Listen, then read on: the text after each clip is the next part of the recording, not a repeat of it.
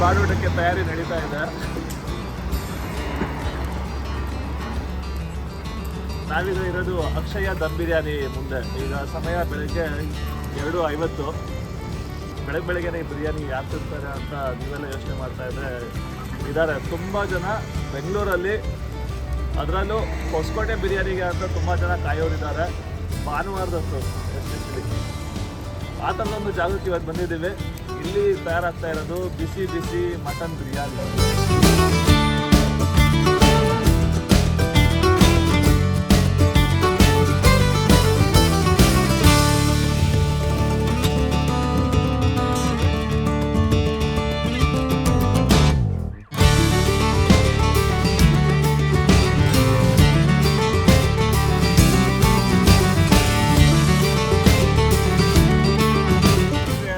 First ಕಿಚನಲ್ಲಿ ಏನೇನಾಗುತ್ತೆ ಅಂತ ನೋಡಿ ಅದಾದಮೇಲೆ ಅಲ್ಲಿರುವಂಥ ಆಹಾರ ತಿನ್ನೋದನ್ನೇ ಸಖತ್ ಇಷ್ಟ ಆಗ್ತದೆ. ಇವತ್ತು ನಾನು ಅಕ್ಷಯ ಬಿರಿಯಾನಿ ಬೇಗ ಬಂದಿದ್ದಕ್ಕೂ ಒಂದು ಕಾರಣ ಇದೆ. ಯಾಕಂದರೆ ಅಕ್ಷಯ ದಮ್ ಬಿರಿಯಾನಿನ ರನ್ ಮಾಡ್ತಾ ಇರೋವಂಥ ರಘು ಅವ್ರು ನನ್ನ ಜೊತೆ ಇದ್ದಾರೆ. ಬಿರಿಯಾನಿ ತುಂಬ ಟೇಸ್ಟಿ ಅಂತ ತುಂಬ ನಾನು ರಿವ್ಯೂಸ್ ಕೇಳಿದೆ. ಅದಕ್ಕಿಂತ ಮುಂಚೆ ಬಿರಿಯಾನಿಗೆ ಏನೇನು ಹಾಕ್ತಾರೆ ಅಂತ ಅವರಿಂದನೇ ತಿಳ್ಕೊಳ್ಳೋಣ ಅಂದ್ಕೊಂಡಿದ್ದೀನಿ. ರಘು ಅವರೇ, ನೀವು ಇಷ್ಟು ದೊಡ್ಡ ಪಾತ್ರೆ ಹಾಕ್ತಿದ್ದೀರಾ ಅಲ್ಲ, ಎವ್ರಿ ಡೇ ಇಷ್ಟೇ ಮಾಡ್ತೀರಾ? ಸರ್, ಸಂಡೇ ಇದು ಒಂದು ಪಾತ್ರೆ 130 kg ಇರುತ್ತೆ.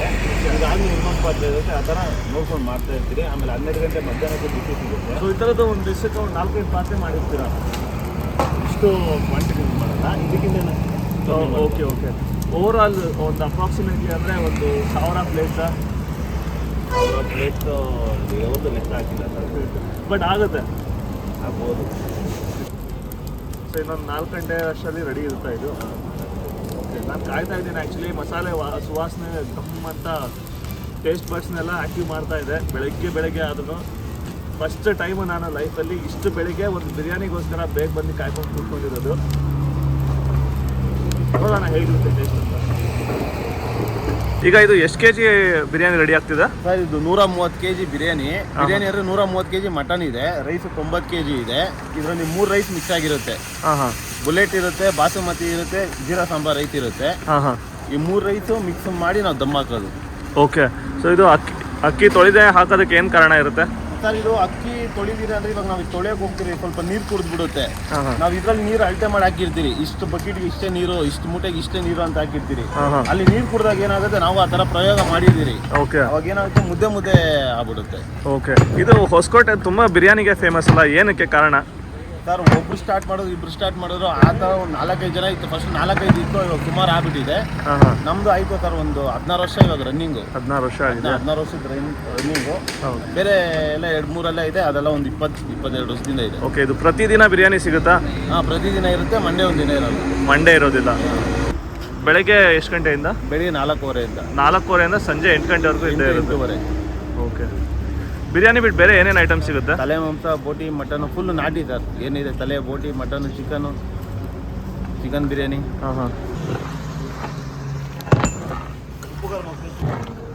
ಒಂದು ಟೇಸ್ಟ್ ನೋಡ್ತಾ ಇದ್ದಾರೆ ಭಟ್ರು. ಈಗ ಬಿರಿಯಾನಿ ಬೇಕಾಗಿರೋಂಥ ಮಸಾಲೆ ಎಲ್ಲ ಹಾಕಿದ್ದಾರೆ. ಒಂದು ಸ್ವಲ್ಪ ಟೇಸ್ಟ್ ಮಾಡಿ ನೋಡಬೇಕಾಗುತ್ತೆ ಎಷ್ಟು ಪ್ರಮಾಣದಲ್ಲಿ ಉಪ್ಪು ಖಾರ ಎಲ್ಲ ಇದೆ ಅಂತ. ನಾನು ಒಂದ್ಸರಿ ಟೇಸ್ಟ್ ಮಾಡಿ ನೋಡ್ತಾ ಇದ್ದೀನಿ. ಚೆನ್ನಾಗಿದೆ. ಸ್ವಲ್ಪ ಸ್ಪೈಸಿ, ಸ್ವಲ್ಪ ಸ್ಪೈಸಿ.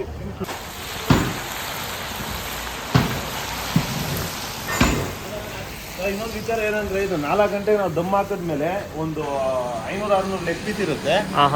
ಅದು ಬೆಳಗಿನ ಜಾವ ಮುಗ್ದೋಗುತ್ತೆ. ಒಂದು 6-6:30 ಒಳಗಡೆ ಮುಗ್ದೋಗುತ್ತೆ. ಓಕೆ. ಲೆಗ್ ಪೀಸ್ ಫ್ರೀ ಇರುತ್ತೆ. ಫ್ರೀ ಇರುತ್ತಾ?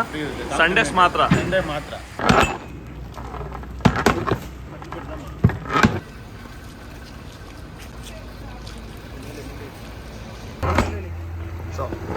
ಸೊ ಆಲ್ರೆಡಿ ನಿಮ್ಮ ಕಸ್ಟಮರ್ಸ್ ಬರ್ತಾ ಇದ್ದಾರೆ ನೋಡಿ. ಬಿರಿಯಾನಿ ವೆಯ್ಟ್ ಮಾಡ್ತಿದ್ದೀರಾ? ಹೌದು. ಫಸ್ಟ್ ಟೈಮ್ ಬರ್ತಿರ್ತೀರಾ? ಇಲ್ಲ, ಬರ್ತಿರ್ತೀನಿ. ನೈಸ್. ಆಲ್ರೆಡಿ ಈಗ ಒಂದು 3:15 ಆಗ್ತಾ ಇದೆ. ಈಗ 4 ಗಂಟೆವರೆಗೂ ಕಾಯ್ಬೇಕು ನಾವೀಗ. ನಾನು ಕಾಯ್ತಾ ಇದ್ದೀನಿ.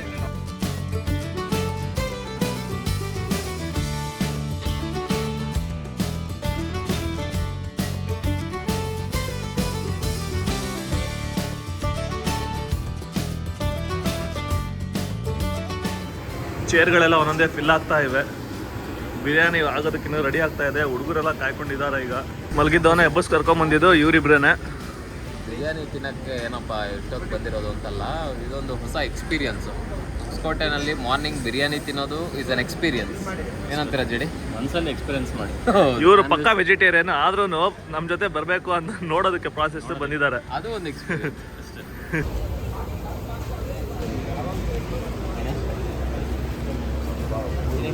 ಇಷ್ಟೊತ್ತು ಕಾಯ್ತಾ ಇದ್ದಿದ್ದ ಸಮಯ ಈಗ ಬರ್ತಾ ಇದೆ. ಇದು ಓಪನಿಂಗ್ ಆಗುವಂಥ ಸಮಯ. ಈಗ ಎಲ್ಲ ತೆಗೆದಾಗ ಹೇಗಿರುತ್ತೆ ವ್ಯೂ ಅಂತ ನೋಡೋದಕ್ಕೆ ಕಾಯ್ತಾ ಇದ್ದೀನಿ ನಾನು. ಬಿರಿಯಾನಿ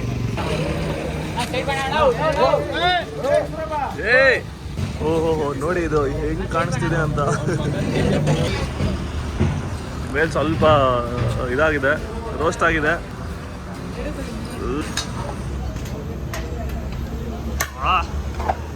ವಾವ್, ಏನು ಸುವಾಸನೆ ಬರ್ತಾ ಇದೆ ಅಮ್ಮ.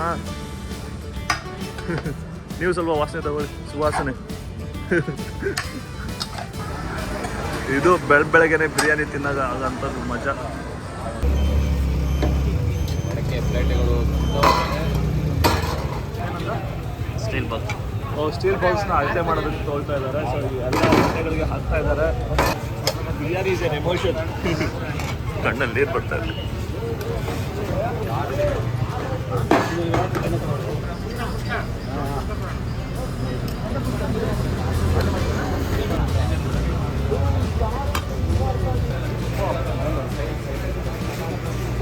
ಹೇಗಿದೆ? ಚೆನ್ನಾಗಿದೆ, thank you very much.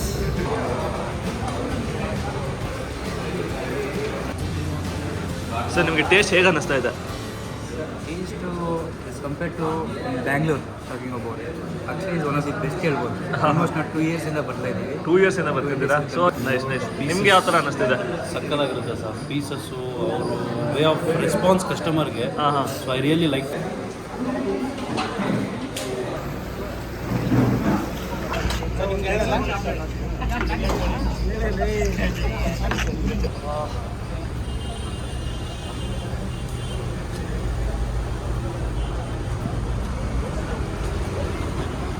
Biryani is not A word, it's an emotion. ಭಾನುವಾರ ಹೊತ್ತು 2 ಥರದ ಜನಗಳಿರ್ತಾರೆ. ಲೇಟಾಗಿ ಹೇಳೋರು, ಇನ್ನೊಬ್ರು ಬೇಗ ಹೇಳೋರು. ಸೊ ನಾನೀಗ 2ನೇ ಕ್ಯಾಟಗರಿಗೆ ಬರ್ತಾ ಇದ್ದೀನಿ ಇವತ್ತು. ಯಾಕಂದರೆ ಭಾನುವಾರ 4 ಕಾಲ್ ಆಯಿತು. 2:50ಕ್ಕೆ ಬಂದಿದ್ದು ನಾನು ಇಲ್ಲಿ. 4 ಕಾಲ್ ಆಗಿದೆ ಈಗ. ಯಾಕೆ ಅಂದರೆ ಬಿರಿಯಾನಿ ತಿನ್ನೋದಕ್ಕೆ. ಈಗ ಟೇಸ್ಟ್ ಮಾಡೋವಂಥ ಸಮಯ, ಬಾಯಲ್ಲಿ ನೀರು ಬರ್ತಾ ಇದೆ ನನಗೆ. ಫಸ್ಟ್ ಟೈಮು ಬೆಳಗ್ಗೆನೇ ಬಿರಿಯಾನಿ ತಿನ್ನುವಂಥ ಅವಕಾಶ ಸಿಕ್ಕಿದೆ. ಬಿಸಿ ಇದೆ. ಸೊ ರೈಸ್ ಟೇಸ್ಟ್ ಮಾಡಿ ನೋಡೋಣ.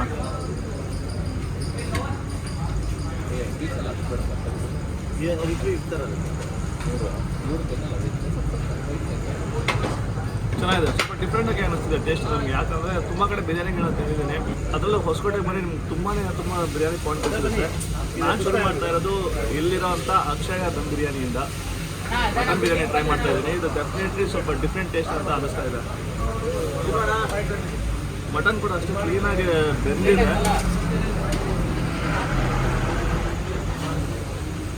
ಪರ್ಫೆಕ್ಟ್ಲಿ ಬಾಯ್ಲ್ ಆಗಿದೆ. ನೀವೇನು ಅನಿಸ್ತಿದೆ? ನಾನು ಹೇಳೋ ಟೈಮಲ್ಲಿ ಅನ್ಕೋತಿದ್ದೆ ಯಾರಪ್ಪ ಬಿರಿಯಾನಿಗೆ ಇಷ್ಟು ಬೇಗ ಎತ್ತೋಗ್ತಾರೆ ಅಂತ. ಬಟ್ ಇಲ್ಲಿ ತಿಂದ್ಮೇಲೆ ಗೊತ್ತಾಗ್ತಿದೆ ಇಟ್ ಇಸ್ ವರ್ತ್ ವಿಸಿಟಿಂಗ್.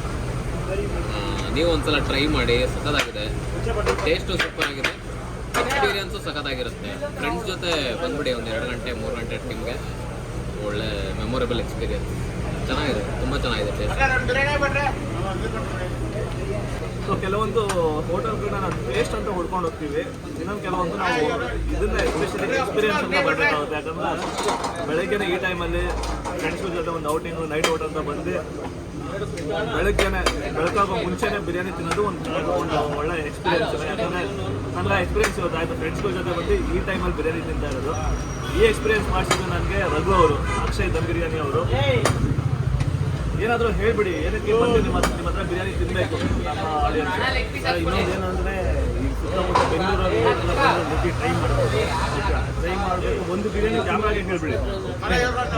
ಒಂದು ಬಿರಿಯಾನಿ ನೀವು ಆರಾಮಾಗಿ ಹೊಟ್ಟೆ ತುಂಬ ತಿನ್ಬೋದು. ಒಬ್ಬೊಬ್ರು ಒಂದು ಬಿರಿಯಾನಿ ತಿನ್ನೋಕ್ಕಾಗಲ್ಲ. ಸಾರ್ ನೀವು ತಿಂದಿಲ್ಲ ಒಂದು ಬಿರಿಯಾನಿ, ಬದಲಾಗ್ತಾ ಇದ್ದೀರಾ. ಆದರೆ ಸಂಡೇ ಹೊತ್ತು ಲೆಗ್ ಪೀಸ್ ಫ್ರೀ ಇರುತ್ತೆ. 6 ಗಂಟೆ ಒಳಗಡೆ ಬರಬೇಕು. ಕೆಲವೊಂದು ಟೈಮಲ್ಲಿ ಇನ್ನೂ ಜಲ್ದಿ ಖಾಲಿ ಆಗಿರುತ್ತೆ. ಕ್ವಾಂಟಿಟಿ ಕೂಡ ಒಂದು ಬೌಲ್ ಬಿರಿಯಾನಿ ಕೊಡ್ತಾರೆ, ಅದು ಒಬ್ರು ತಿನ್ನೋದಕ್ಕೆ ತುಂಬಾ ಕಷ್ಟ ಆಗುತ್ತೆ. ಡೆಫಿನೆಟ್ಲಿ 250 ರೂಪಾಯಿ ಇದಕ್ಕೆ ಚಾರ್ಜ್ ಆಗುವಂಥದ್ದು ನಿಮಗೆ ಒಂದು ಮಟನ್ ಬಿರಿಯಾನಿ. ಅದರ ಜೊತೆ ಸಂಡೇಸ್ ಆದರೆ ಒಂದು ಚರ್ಬಿ ಕಬಾಬ್ ಕೂಡ ಫ್ರೀ ಆಗಿರುತ್ತೆ. ಡೆಫಿನೆಟ್ಲಿ ಟ್ರೈ ಮಾಡಿ, ಹೇಗಿದೆ ಅಂತ ನಿಮ್ಮದು ಎಕ್ಸ್ಪೀರಿಯನ್ಸ್ ನಮ್ಮ ಹತ್ರ ಶೇರ್ ಮಾಡಿ. ಮತ್ತೆ ಸಿಗೋಣ ಮುಂದಿನ ವಿಡಿಯೋದಲ್ಲಿ. ಇದೇ ಥರ ಯಾವುದೋ ಒಂದು ಒಳ್ಳೆ ಎಕ್ಸ್ಪೀರಿಯನ್ಸ್ ತೊಗೊಂಡು ನಾನು ನಿಮ್ಮ ಮುಂದೆ ಬರ್ತೀನಿ. ನೋಡ್ತಾ ಇರಿ ಮಸಾಲಾ ಫ್ರೈ ಮೀಡಿಯಾ. ಸಿಗೋಣ, ಬಾಯ್ ಬಾಯ್. ರಾಜಿ, ಸ್ವಲ್ಪ ಮುಂಚೆನೇ ನೀನು ಫೋಟೋಸ್ ನೋಡಿದ್ದೆ. ಹೌದಾ? ಇದೇ ಟೈಮಲ್ಲಿ ನನ್ನ ಫ್ರೆಂಡ್ಸ್ಗಳು ಸಿಕ್ಕಿದ್ದಾರೆ.